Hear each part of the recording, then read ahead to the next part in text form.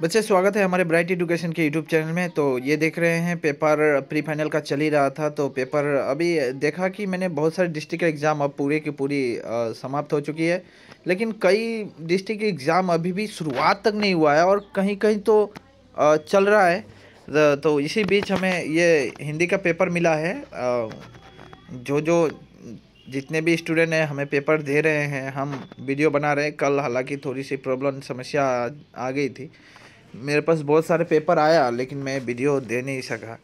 अब ये वीडियो आपको सिर्फ देखना है नहीं, ये आप सिर्फ देखिएगा तो ये आपकी गलतियाँ होगी।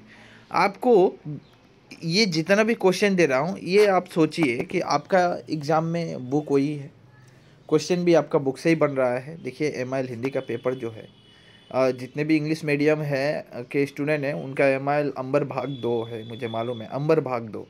और वही अंबर भाग 2 का ही क्वेश्चन और ये प्री फाइनल टेस्ट पेपर है। यहाँ पे ये सोचिए, ये तो प्री फाइनल एक टेस्ट ही है, तो इसका पेपर है। तो आपको मार्केट से कोई भी पेपर ख़रीदने की कोई ज़रूरत है नहीं, क्योंकि आप मार्केट में जाइएगा टेस्ट पेपर ख़रीदने तो बहुत सारे बच्चे कंफ्यूज रह जाते हैं। ये देखिए, मैं वही जो टेस्ट पेपर वहाँ पे मार्केट में मिलेगा वो भी प्री फाइनल का पेपर ही वो लोग डिस्ट्रिक्ट वाइज एक जगह करके, जितने भी डिस्ट्रिक्ट है सभी को मिलाकर पेपर तैयार किया जाता है और वो दिया जाता है। और वो बच्चे जब करते हैं, देखिए इससे क्या होगा, यहाँ से बहुत सारे क्वेश्चन आपके एग्ज़ाम में आ जाते हैं सेम एकदम। लगता है कि दोनों डिस्ट्रिक्ट के एग्जामिनर कॉपी किया है नहीं किया, ऐसा लगता है, लेकिन है नहीं, वास्तव में है नहीं। एग्जामिनर क्या करता है, जो इम्पोर्टेंट क्वेश्चन होता है हालांकि उसको उठाकर दे दिया जाता है। तो वही क्वेश्चन यहाँ पर है, यहीं से बहुत सारे क्वेश्चन आपके एग्ज़ाम में आएंगे। और देखिए एग्ज़ाम HSLC का जो फाइनल एग्ज़ाम दीजिएगा, हाँ HSLC का जो फाइनल एग्ज़ाम दीजिएगा, तो उससे पहले कम से कम कोई भी आप सब्जेक्ट ले, हिंदी ले, सोशल ले, साइंस ले, आपकी जो अपनी अपनी सब्जेक्ट है, तो कम से कम 10 डिस्ट्रिक्ट का पेपर आप जरूर सॉल्व कीजिए। 10 डिस्ट्रिक्ट का पेपर, 10 नहीं भी होता है तो 7-8 तो करना ही पड़ेगा। इतना अगर पेपर सॉल्व कर लेते हैं तो आपकी कॉन्फिडेंस हाई हो जाता है। और बात यह है कि एग्ज़ाम में जाने पहचाने क्वेश्चन नज़र आने लगेंगे, जहाँ ये तो मैं करके आया हूँ, ये तो मैं किया था, ये तो अलग डिस्ट्रिक्ट में था, ये मैं पढ़ चुका हूँ। ऐसा आपके मन के अंदर प्रश्न अपने आप उठने लगते हैं और आपकी कॉन्फिडेंस थोड़ी बढ़ जाती है और आप अच्छा लीड कर पाते हैं एग्ज़ाम में। और वही बच्चा जाके 85-90 मार्क लेके आता है, ठीक है। और आपको एग्ज़ाम में पूरी जो 90 मार्क का पेपर होता है, मालूम है आपको 90 मार्क का पेपर होता है, ये 90 मार्क का 10 मार्क आपको स्कूल वाइज भेजा जाता है असाइनमेंट के तौर पे, इंटरनल असाइनमेंट प्रोजेक्ट जो जमा देते हैं। तो 90 मार्क में कोशिश कीजिए कि 90 में 90 अटेम्प्ट करने का।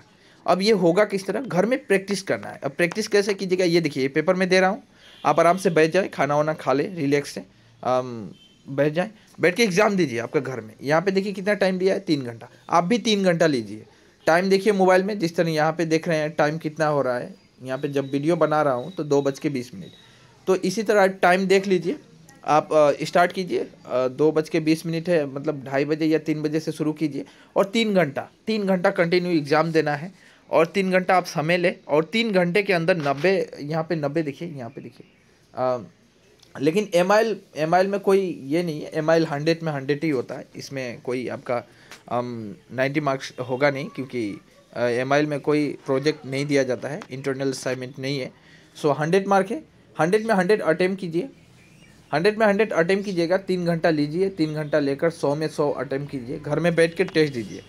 ये मैं कहता हूँ, इससे क्या होगा, इससे आपका जो टाइम मैनेजमेंट होता है वो बहुत ज़रूरी होता है। आप टाइम मैनेजमेंट सीख जाइएगा। टाइम मैनेजमेंट कैसे सीखिएगा, मैं जो बोल रहा हूँ वो मेरा बात सुनिए। मैं तो दिखाऊंगा ही, पेपर दूंगा ही, पेपर दिखाऊंगा ही। ये लीजिए, प्रश्न दे रहा हूँ मैं। होता क्या है कि टाइम मैनेजमेंट बहुत ज़रूरी है। बहुत सारे स्टूडेंट हैं ना, आप लोग भी कहते होंगे कि घर में आकर मम्मी पिताजी या भाई बहन या टीचर को, सर मुझे तो ये क्वेश्चन आता था, मैं ये प्रश्न जानता था, लेकिन मैं लिख नहीं सका। क्यों नहीं लिख सका? समय नहीं था, टीचर ने पेपर ले लिया मुझसे, या समय हो गया था, वो पेपर जमा हो गई। तो अब देखिए, समय हो गया, समय नहीं था, पेपर टीचर ने ले लिया, ये एक्सक्यूज आप निकालना बंद कीजिए। ये तभी होगा जब आप घर में टेस्ट दीजिएगा।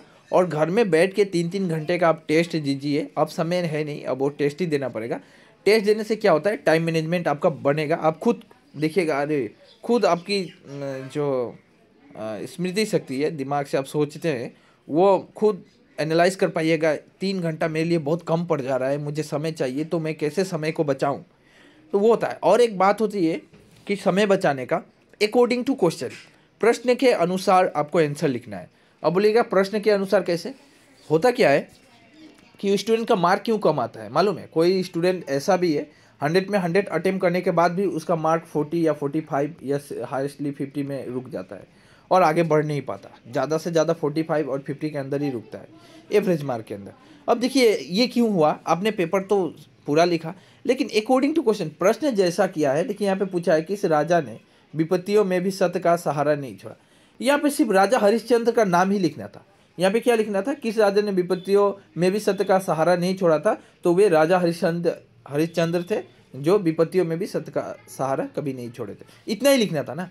अब पूरा बायोग्राफी यहाँ पे लिखने की जरूरत नहीं है, राजा हरिश्चंद्र की कहानी यहाँ पे दिखाने की जरूरत है नहीं। जैसा पूछ रहा है, अगर पूछा है शुक्ल जी का हिंदी साहित्य में प्रवेश किस रूप में हुआ, तो वो जो जिस रूप में हुआ बस वही रूप को लिखना है।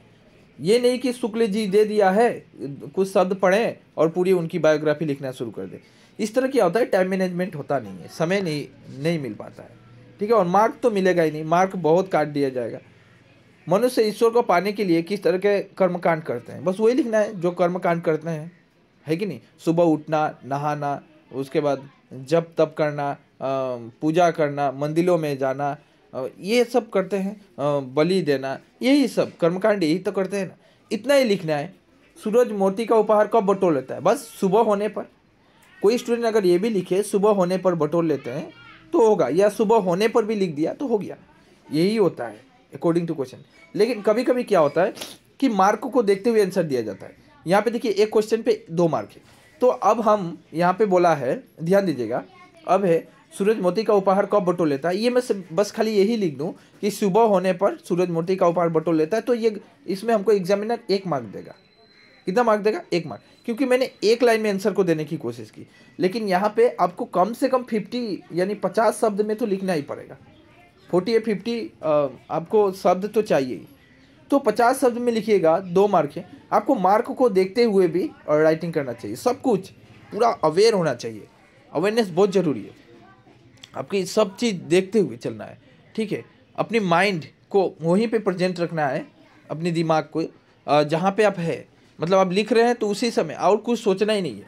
पढ़ रहे हैं तो उसी समय वही पढ़ रहे हैं, तो सिर्फ पढ़ाई में ही ध्यान होना चाहिए। जैसे कि मैं पढ़ रहा हूँ, मनुष्य ईश्वर को पाने के लिए किस तरह का कर्मकांड करते हैं, ये मैं क्वेश्चन पढ़ा, फिर मैं यहाँ पे क्या देखा कि 2 मार्क है, तो 2 मार्क है तो भाई यहाँ पे कम से कम 50 वर्ड तो चाहिए मुझे, तो मैं शुरू कहाँ से करूँ, ये भी सोचना पड़ेगा। स्टार्टिंग सही होनी चाहिए।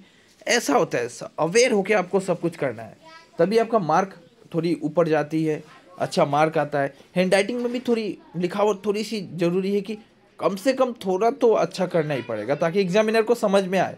अगर मैं ब लिखा और वो का जैसा लिख दिया और इसको पेट काटा ही नहीं, तो ये बहुत समझ में नहीं आएगा। तो आपको सब कुछ अवेयर होके लिखना है, टाइम को देखते हुए। घर में टेस्ट दीजिए, इससे यही एक अमृत बोला जाता है ना, ताबीज़ है, ताबीज़ सक्सेस। एक ताबीज़ ले लो, तो ताबीज़ यही है कि आप जितना टेस्ट दीजिएगा उतना ही कॉन्फिडेंस बढ़ेगा। राजा हरिश्चंद्र की क्या प्रतिज्ञा थी? पत्थर तोड़ने वाली स्त्री कहाँ बैठकर काम। ये देखिए, हालांकि जो क्वेश्चन की पैटर्न देखी जा रही है, क्वेश्चन अपने आप में बहुत ज़बरदस्त और अच्छी खासा क्वेश्चन बनाया है एग्जामिनर ने, बहुत अच्छा क्वेश्चन। इस डिस्ट्रिक्ट का पेपर में जो क्वेश्चन था, ज़बरदस्त क्वेश्चन है। यहाँ से बहुत क्वेश्चन डायरेक्ट फाइनल एग्जाम में आ जाएंगे। अफसर को उसकी पत्नी और उसके बच्चे कैसे लगते हैं, है कि नहीं? तो अच्छा क्वेश्चन है ये। संत कबीरदास ने जग को बौराया हुआ क्यों कहा है? सबाना दीदी ने निहारिका की कंप्यूटर खराब होने से कैसे बचा लिया? अच्छा खासा क्वेश्चन है, आपको लिखना है। देखिए आप मैं बस स्लाइड ऊपर कर दे रहा हूँ जैसे स्टूडेंट ने भेजा। धन्यवाद देना चाहता हूँ उनको जो पेपर दे रहे हैं मुझे। आप लोग भी मुझे पेपर ज़रूर सेंड करें एग्ज़ाम होने के बाद, ठीक है। एग्ज़ाम होने के बाद पेपर ज़रूर दीजिएगा। डिस्क्रिप्शन में मैं व्हाट्सएप नंबर दे रहा हूँ, पेपर मुझे ज़रूर भेजिएगा। इससे क्या होता है, सभी का फ़ायदा होता है। देखिए आपका भी लाभ होगा, सभी का लाभ होगा। बचित्र में असम में बहुत सारे स्टूडेंट का कंफ्यूज है।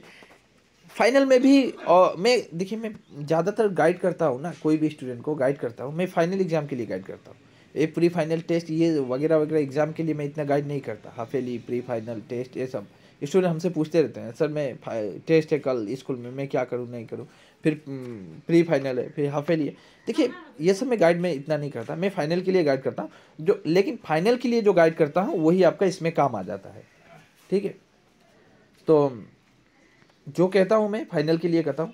फाइनल में क्या होगा वैचित्र में असम में, किन्हीं दो जनजातियों के बारे में लिखने के आएगा, लेकिन वो जनजाति के बारे में क्या क्या पढ़ना है, जनजाति के बारे में कल्चर, उनकी संस्कृति, उनका खान पान, रहन सहन, वो लोग कहाँ रहते थे, कैसे आए, उनकी जातियाँ धीरे धीरे कैसे फैली, कहाँ तक फैले हैं, ये सब जानकारी इकट्ठा है, ये सब नॉलेज आपको ले लेना है।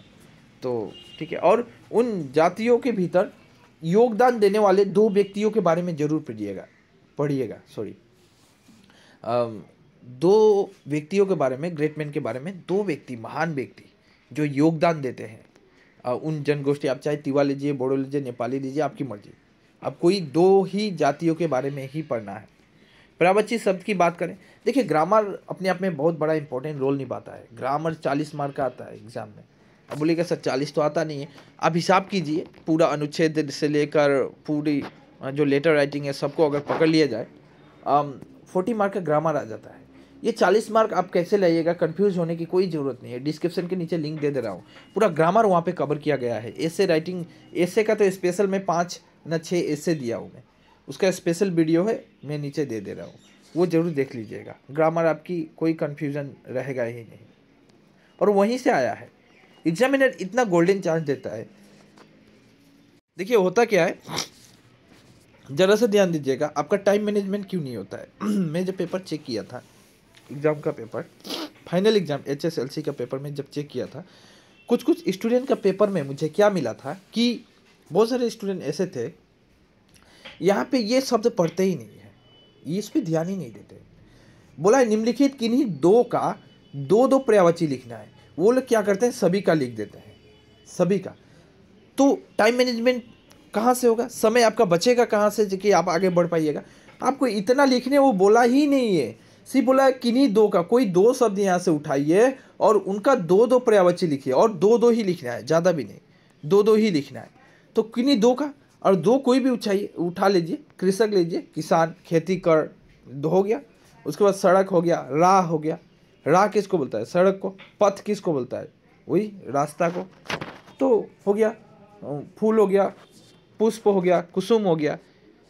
तो हम तो बता दे रहे हैं 3-4 का, लेकिन आपको दो ही लिखना है, और वो भी कौन सा लीजिएगा जो आपको स्पेलिंग एकदम करेक्ट हो। ग्रामर देखिए क्या है, ग्रामर मैथ्स का जैसा होता है, थोड़ी सी। अब देखिए कृषक लिखा है ना, ये क्या लिखा है, कृषक। अब मैं उसका अगर किसान लिखूंगा, किसान, अगर मैं ऐसा दे देता हूँ, कसान हो गया ना, कसान, दीर्घिकारी नहीं दिया ना मैं। तो स्पेलिंग याद होनी चाहिए। इंग्लिश मीडियम वाले के लिए खासकर कहता हूँ, उन लोग बहुत प्रॉब्लम फेस करते हैं, उन्हीं लोगों के लिए मैं ये बोल रहा हूँ। स्पेल आपको वही पकड़ना है जो आपको सटीक याद हो पूरी, ठीक है। और ग्रामर में क्या होता है, ग्रामर मैथ्स का जैसा होता है। मैं क्यों कहा, क्योंकि वहाँ पे मार्क नहीं काटा जाता है। हैंड राइटिंग भी थोड़ी सी कुछ भी उस पर देखा नहीं जाएगा, गौर नहीं किया जाएगा। गौर किया जाता है आपने जो शब्द लिखा है सही है कि नहीं। 2 में 2 मार्क डायरेक्ट दे दिए जाएंगे। विलोम शब्द वहीं से देखिए, ये मुझे याद कैसे, पूर्णिमा का अमावस्या, विकर्षण का आकर्षण, कनिष्ठ का वरिष्ठ, विष का अमृत, ये सब मुझे याद है। अब बोलेगा याद कैसे, मैं खुद पढ़ाया हूँ, वो सब डिस्क्रिप्शन के नीचे प्लेलिस्ट ही दे देता हूँ, ग्रामर क्लियर हो जाएगा। सब कुछ वहाँ पे है, जिससे पाठ देखा जा सके, पारदर्शी जो नृत्य करता है, नृत्य कर, वो सब उसमें है। समास विग्रह, ये सब कोई चिंता करने की जरूरत नहीं है। समास हो गया, मुहावरे हो गए, उसके बाद मिश्र वाक्य में परिवर्तन, ये सब पूरा ग्रामर दे रहा हूँ भाई। वहाँ पे जाओ और जाके देखो, पढ़ो। वीडियो सबको मजाक मत समझ लीजिए कि ये वीडियो चल रहा है, बस सोते सोते देख लिए और सो गए, बस वीडियो देख लिए मुझे याद हो गया। ऐसा कभी नहीं होता है। ऐसा होने से हर कोई मतलब डिवीज़न पे डिवीज़न लाता, हर कोई डिस्टेंशन लाता। ये सब की जगह अमीर खुसरो, भारत भक्ति, शंकरदेव राम नाम बोलने के लिए क्यों कहते हैं, ये सब मतलब कॉमन क्वेश्चन है, आता ही है। ये वहाँ पे दे दिया हूँ मैं। समय का महत्व यहाँ पे मैं बार बार कहता हूँ, कोरोना वायरस पेंडेमिक चल रहा है, पेंडेमिक के ऊपर ऐसे राइटिंग आएगा ही आएगा। इंग्लिश के लिए मैं दे दिया हूँ, हिंदी के लिए नहीं दिया हूँ अभी तक। हिंदी के लिए भी दे दिया हूँ, सॉरी, हिंदी भी दे दिया हूँ मैं, हिंदी का भी दे दिया हूँ मैं। ये जो कोविड-19 पैंडेमिक चल रहा है, इसका ऊपर ऐसे राइटिंग, अनुच्छेद लेखन सिर्फ हिंदी में नहीं आएगा, असामी से असामीस वाले के लिए असामीस में आएगा, इंग्लिश मीडियम वाले के लिए इंग्लिश में आएगा, आप लोग का भी इंग्लिश पेपर है उसमें भी आएगा, हिंदी पेपर है उसमें भी आएगा, इलेक्टिव हिंदी है उसमें भी आएगा, इलेक्टिव असामीस है उसमें भी आएगा, ये रहेगा ही रहेगा।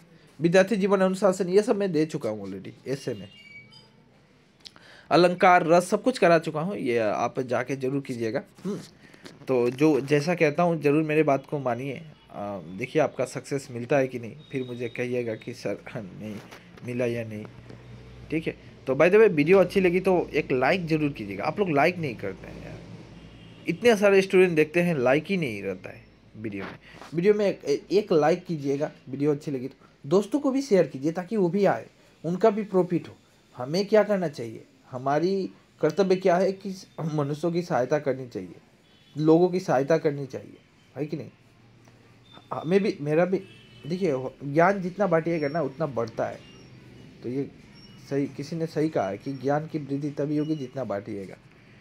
तो आप भी अपने दोस्तों को बुलाएं, वो भी पढ़े तो उनका भी कुछ प्रॉफिट हो, वो भी समझे कि वो भी क्या गलतियां कर रहे हैं, जो गलतियां आप लोग कर रहे हैं। खासकर तो देखता हूँ मोबाइल लेके इतना बिजी हो जाते हैं आजकल के लोग, मतलब क्या बोलूँ, सारा दिन रात गेम, फेसबुक, व्हाट्सएप, इंस्टाग्राम, आजकल शॉर्ट वीडियो बनाने के ऊपर सब पड़ा हुआ है, लग गया है इसी में, खाना पीना तक भूल जाता है।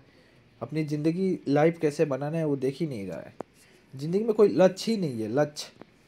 सो बाय बाय, टेक केयर।